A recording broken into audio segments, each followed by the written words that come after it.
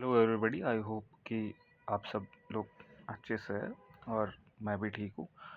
और जो आज का मेरा वीडियो रहेगा वो रहेगा एंशियंट हिस्ट्री के रिगार्डिंग।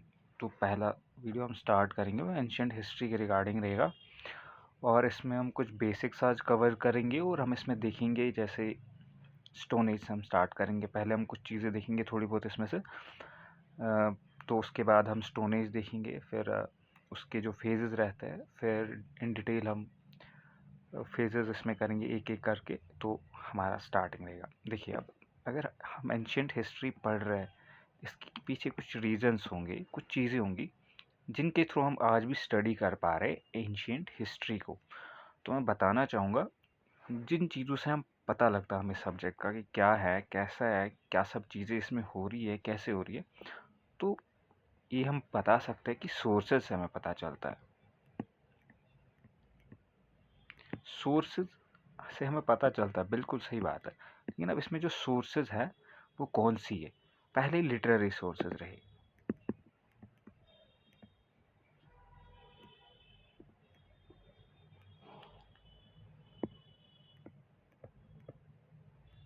लिटरेरी सोर्सेज और रहेंगे इसमें आर्कियोलॉजिकल सोर्सेज।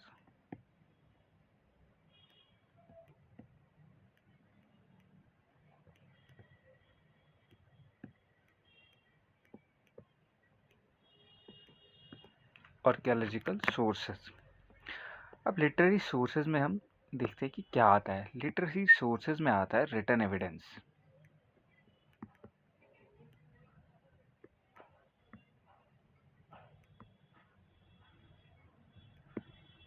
लिटरेरी सोर्सेज में आता है रिटन एविडेंस।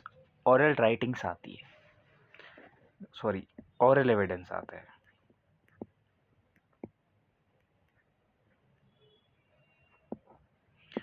इंस्क्रिप्शंस आते हैं।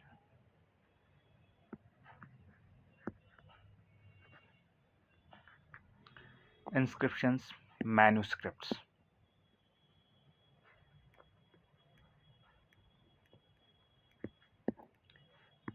देखिए, रिटन एविडेंस क्या होता है कि कोई चीज़ हमारी हिस्ट्री के बारे में कहीं ना कहीं पे लिखी गई होती। इनिशियली कोई बुक नहीं होती। इनिशियली अगर होता तो एक इन द ऑरल फॉर्म होता, फिर किसी ने उसको रिटन फॉर्म में लिखा होता। जैसे हमें अशोक के पिलर्स मिलता है या बाकी सब चीज़ें मिलती है, उन पे हमें क्या होता है, रिटन एविडेंसेस के फॉर्म में हमें मिलता है, मैन्युस्क्रिप्ट्स वगैरह। आगे हम अच्छे से ये चीज़ें हम और आएंगी आगे, और आगे अच्छे से ज़्यादा कवर होंगी। फिर आर्कियोलॉजिकल सोर्सेज में आता है स्कल्पचर्स।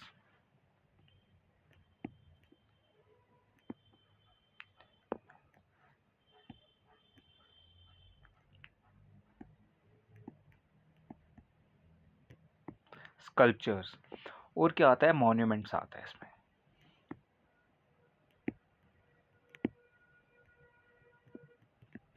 इसमें मॉन्यूमेंट्स आता है और इसमें आता है मटेरियल रिमेन्स।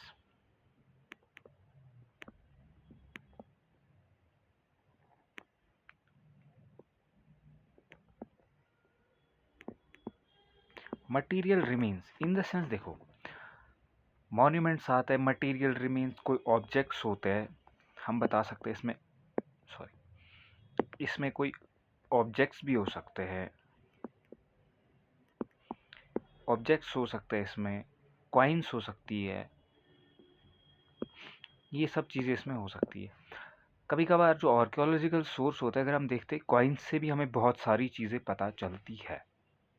हमें किसी राजा के पास के बारे में अगर देखना होगा तो कुछ उनसे भी हमें बहुत चीज़ों का पता चलता है। अगर ये कॉइन किस टाइप का है, उनकी इकोनॉमी कैसे रही होगी, अगर गोल्डन कॉइन है, गोल्ड का कॉइन है, तो कैसी इकोनॉमी रही होगी, क्वांटिटी क्वालिटी कैसी है कॉइन की, अच्छी क्वालिटी है तो ऑब्वियसली अच्छी इकोनॉमी रही होंगी। ऐसी ऐसी चीज़ें जो हम पढ़ते हैं, तो इन सब चीज़ों से भी हमें पता चलता है कि क्या चीज़ हो रही थी पास में, क्या चीज़ें नहीं हो रही थी। तो हम इवेंचुअली ख्याल लगा सकते हैं कि ये सब। और हिस्ट्री को हम कैटेगराइज करते हैं सोर्सेज पे जो अवेलेबल होती है हमारी, उन सोर्सेज पे। अगर मैं देखता हूँ पहली चीज़, तो हम बता सकते हैं प्री हिस्टोरिक फेज़ होता है, प्रोटो और हिस्टोरिक फेज़, ये 3 फेजेज है। बेसिक सी चीज़ है, हम इसके रिगार्डिंग थोड़ा बहुत पढ़ लेते हैं।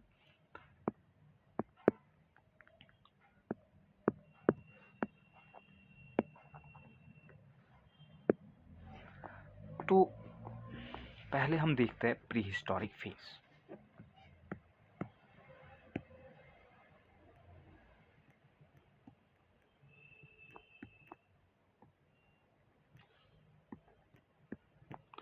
प्री हिस्टोरिक फेज में क्या होता है, यहाँ पे हमारे पास कोई स्क्रिप्ट्स नहीं होते हैं, नो स्क्रिप्ट्स हम लिख सकते हैं।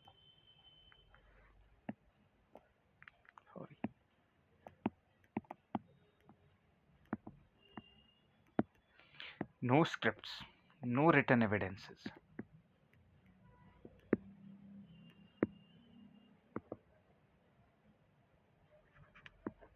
कोई स्क्रिप्ट्स नहीं मिलते, कोई रिटन एविडेंसेस नहीं मिलते, सिर्फ आर्कियोलॉजिकल एविडेंसेस मिलते हैं।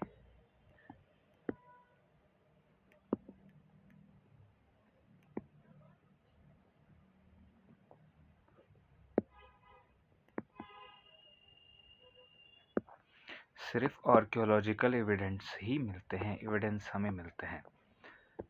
ये हो गया प्री हिस्टोरिक फेज। अब हम प्रोटो हिस्टोरिक फेज के बारे में देखते हैं।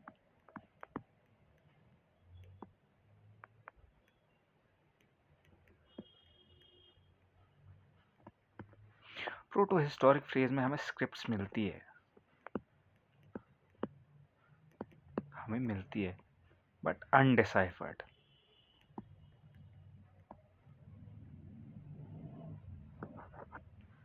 हमें अनडिसाइफर्ड मिलती है। रिले इसमें भी क्या करता है, यहाँ पे भी रिले करता है on archaeological sources.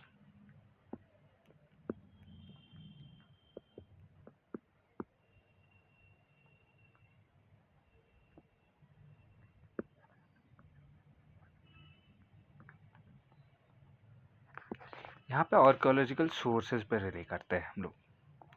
Historic phase अब देखते हैं। हिस्टोरिक फेज में ये सब चीज़ें मतलब होंगी अवेलेबल।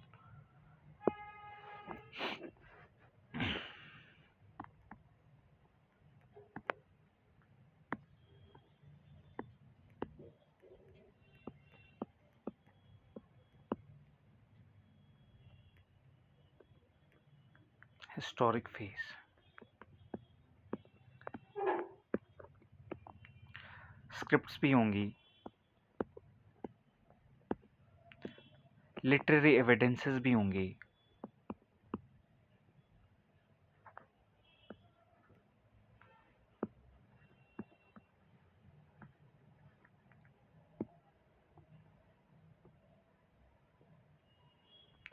लिटरेरी एविडेंसेस होंगे, और आर्कियोलॉजिकल सोर्स तो भी सी बात होगी ही।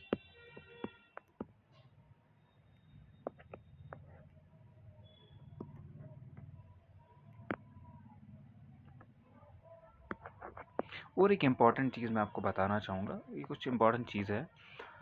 आपने सुना होगा, जैसे हम किसी चीज़ के सामने लगाते हैं 500 CE, 6000 BCE, ये कहाँ से आया है, ये क्या चीज़ है, इसका भी देख लेते हैं एक बार।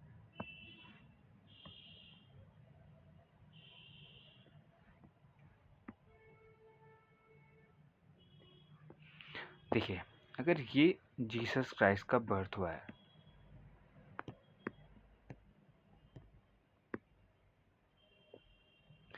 जीसस क्राइस्ट का बर्थ हुआ, जीसस क्राइस्ट के बर्थ के पहले भी जो भी इवेंट्स हुए हैं, जो भी हिस्ट्री में है, उसको हम BCE से डिनोट करते हैं, बिफोर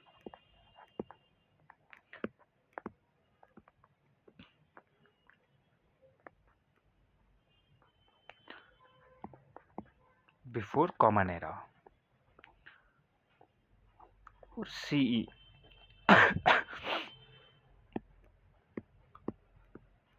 कॉमन एरा। देख, जो भी मतलब इंसिडेंट्स इनके बर्थ के बाद हुए, पहले हुए तो BC, उनके बाद जो इवेंट्स हुए तो वहाँ पे हम CE लगाते हैं। हो गई ये चीज़। देखिए, अभी तक हमने ये जो चीज़ें पढ़ी, एंशिएंट हिस्ट्री का तो एक बेसिक सा था, एक ही पेज पे। अगर आप चाहेंगे तो आप इस चीज़ का स्क्रीनशॉट भी ले सकते हैं, जो मैंने लिखा हुआ है यहाँ पे, इसका आप स्क्रीनशॉट भी ले सकते हैं। अब हम पढ़ेंगे स्टोन एज। हमसे हम स्टार्ट करेंगे, जो हमारा टॉपिक है स्टोन एज है।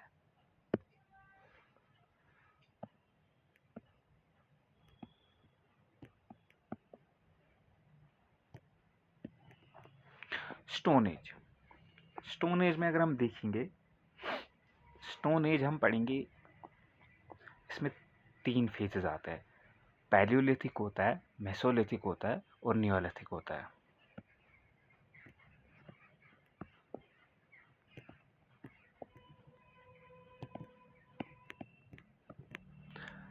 Palaeolithic, Mesolithic, middle age.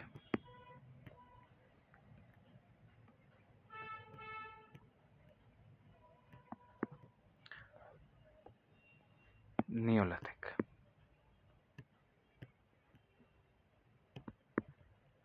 ये 3 फेजेस हैं।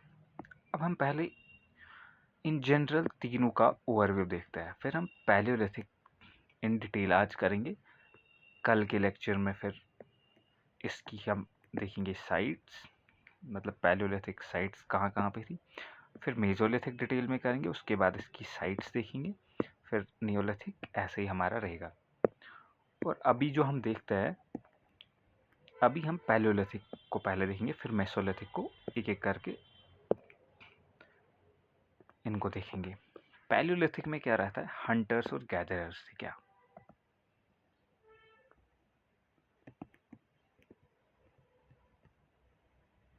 हंटिंग गैदरिंग करते थे।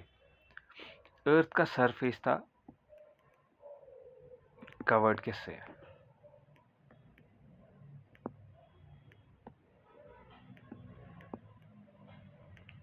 With snow.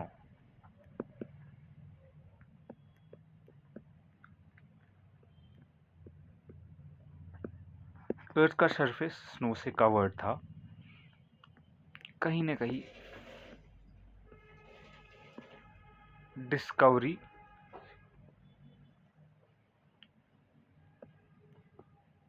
Of fire, discovery of fire भी हमें इस एज में देखने को। मेसोलिथिक में भी क्या होता था,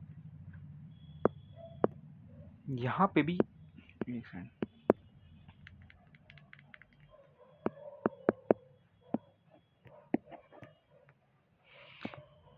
पे भी हंटिंग गैदरिंग होता था।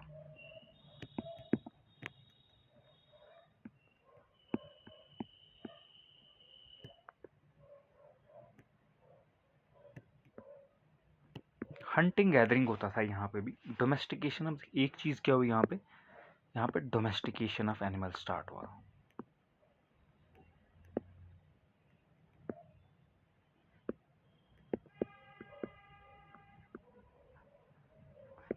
यहाँ पे डोमेस्टिकेशन ऑफ एनिमल्स स्टार्ट हुआ।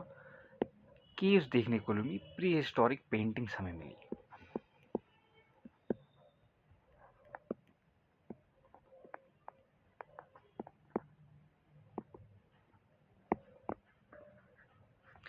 प्री हिस्टोरिक पेंटिंग्स हमें मिली, इसको हम बोल सकते हैं ऑब्जर्वेशन फेज या ट्रांजिशन फेज।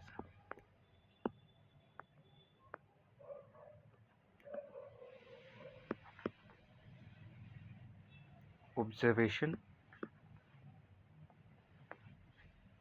या transition phase.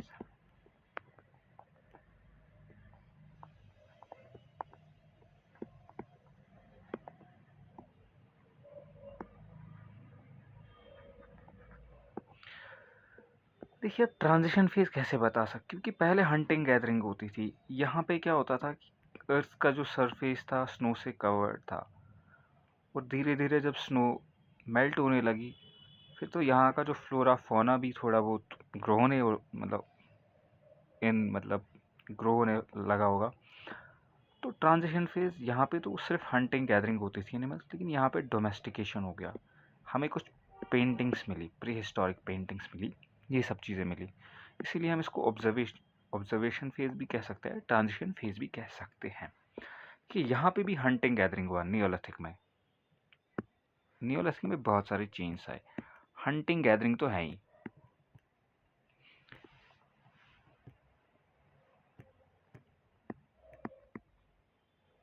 Hunting gathering, domestication of animals. Hunting gathering of food बोल सकते हैं हम, domestication of animals.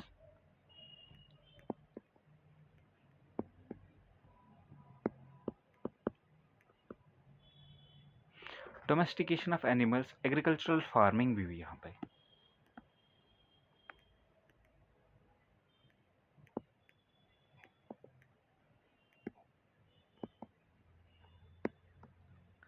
Agricultural farming हो गई यहाँ पे, बरियल प्रैक्टिसेस भी स्टार्ट हुई।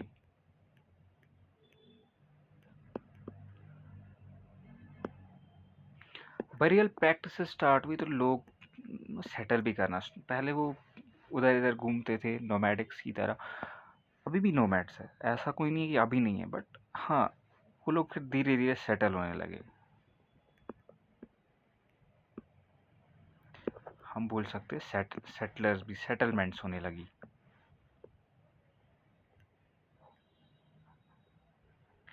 सेटलमेंट्स होने लगी। तो ये तीनों फेजेस के बारे में एक ओवरव्यू था। अब हम एक एक करके पढ़ते हैं कि पैलियोलिथिक, हमने पढ़ा यहाँ पे कि पैलियोलिथिक में ये सब चीज़ें हो रही है, हंटिंग गैदरिंग हो रहा है, अर्थ सरफेस जो है कवर्ड है स्नो से है, और डिस्कवरी ऑफ फायर बताया जा रहा है। लेकिन अब एक चीज़ जो इसमें है, अब हमें इसके 3 फेजेस पढ़ने होंगे।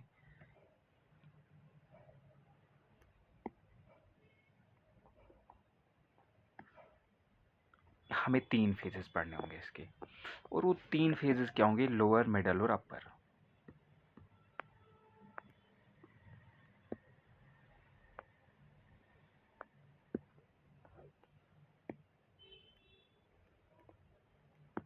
Lower, middle and upper. अब हम देखते हैं लोअर के जो है कुछ मेन टूल्स।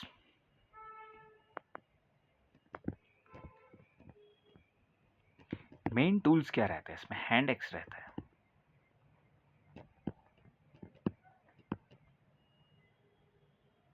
हैंड एक्स रहता है लोअर में, क्लैपर्स रहते हैं,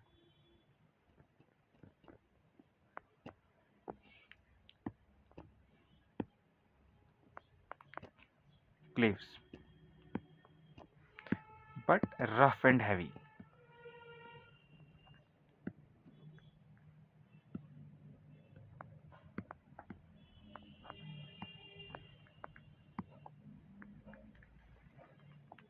सॉरी थोड़ा लिख नहीं पा रहा पेन।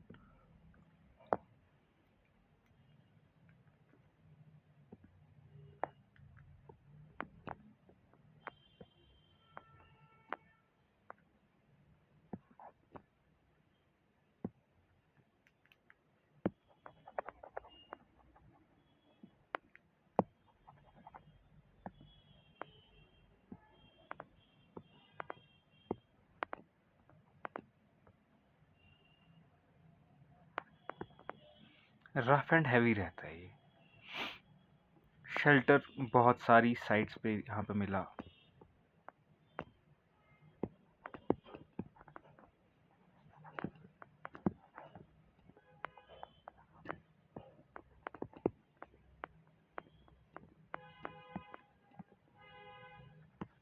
शेल्टर बहुत सारी साइट्स पे मिला। तो अब मिडल में देखते हैं हम क्या हुआ। बाकी जो इनकी साइट्स रहती है ये पैलियोलिथिक पीरियड की, वो देखिए मैं अगले लेक्चर्स में डेफिनेटली वो मैं आपको बिल्कुल मैं अगले लेक्चर्स में हम वो क्लियर करेंगे। पैलियोलिथिक साइट्स जो रहेंगे अगले लेक्चर्स में, लेकिन पहले हम ये 3 फेजेस के बारे में ओवरव्यू देखते हैं। यहाँ पे फ्लेक टूल्स मिलते हैं हमें, किसमें, मिडल पैलियोलिथिक में फ्लेक टूल्स मिलते हैं, या क्लिपर्ड हम बोल सकते हैं। पहले बहुत भारी हुआ करते थे, अब कम है। पीसेस, एक ब्लेड्स पीसेस में हम बोल सकते हैं मिले हमें।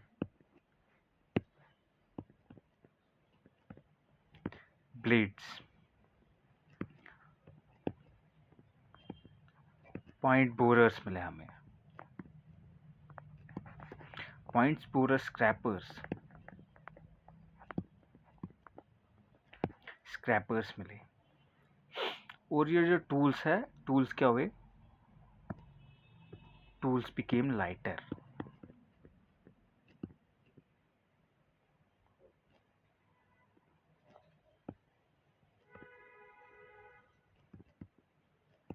टूल्स क्या लाइटर हो गए।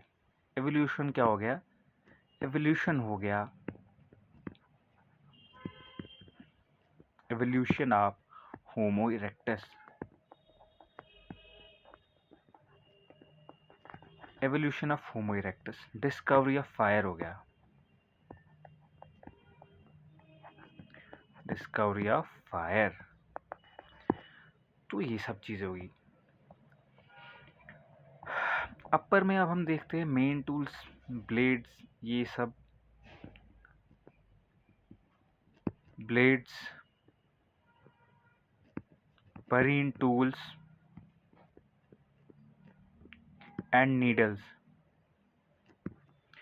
emergence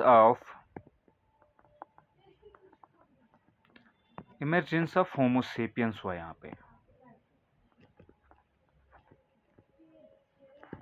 देखिए मैं बताना चाहूँगा, बुक्स में बहुत सारी इन्फॉर्मेशन मिलेगी, लेकिन एक चीज़ है, सारी बुक इंसान याद नहीं रख सकता। कुछ इंपॉर्टेंट चीज़ें होती है जो उसमें हमें देखनी होती है, तो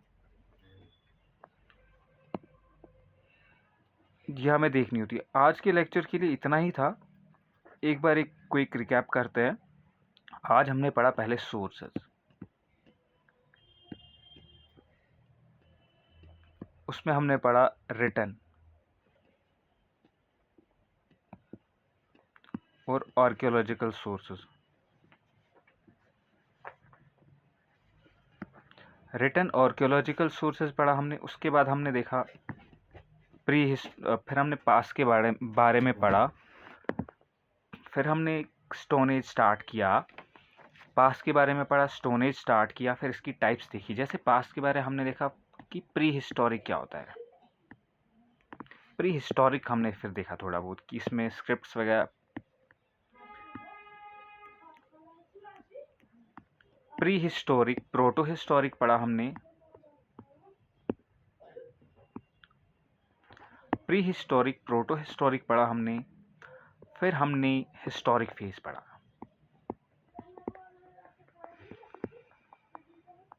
हिस्टोरिक फेज पढ़ा।